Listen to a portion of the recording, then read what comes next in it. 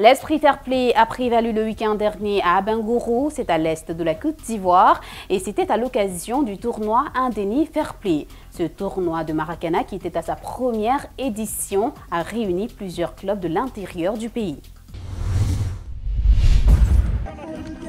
L'instant de week-end à Abengourou, 23 clubs venus de la Ligue de l'Est et d'autres villes de la Côte d'Ivoire se sont retrouvés à l'occasion de la première édition du tournoi Indeni Fair Play.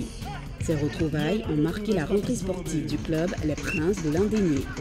Le club phare de la région s'inscrit ainsi dans une nouvelle dynamique. Nous avons voulu donc organiser cette rentrée sportive avec cette envergure, inviter nos amis, nos frères donc, des autres villes pour donner un tempo, pour dire que le Maracana, c'est un sport de réjouissance, mais le Maracana, si tu le pratiques de façon locale, tu n'auras que des relations au niveau local. Si tu le pratiques de façon régionale, tu ne bénéficieras que des relations au niveau régional. Alors, il faut le pratiquer de façon nationale pour en bénéficier plus.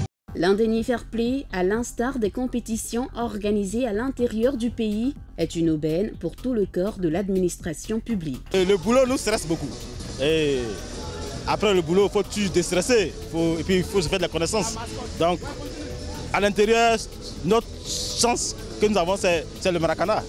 Si le Maracana n'était pas créé, le fonctionnaire n'allait pas vivre.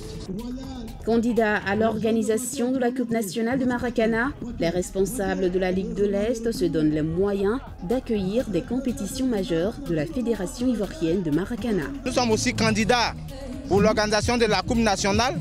Le dossier il est très avancé et je pense que la Coupe nationale c'est entre le 5 et le 6 août. Avant cela, les deux terrains seront déjà prêts pour qu'Abengourou puisse abriter cette manifestation d'envergure. Après une journée de compétition, c'est l'équipe de Bangouanou qui a remporté le trophée dans la catégorie vétéran face aux amis du dimanche de Boaké qui avaient pourtant fait un sans faute jusqu'en finale. Chez les seniors, c'est Arras qui vient à bout de l'équipe d'Agnibi-les-Crocs.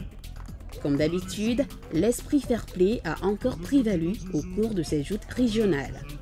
Seules la convivialité, la fraternité et l'amitié ont prévalu à Abengourou. La troisième mi-temps a, elle, tenu toutes ses promesses. Coup d'essai, coup de maître. Après la première édition réussie de l'Indeni Fair Play, vivement la deuxième.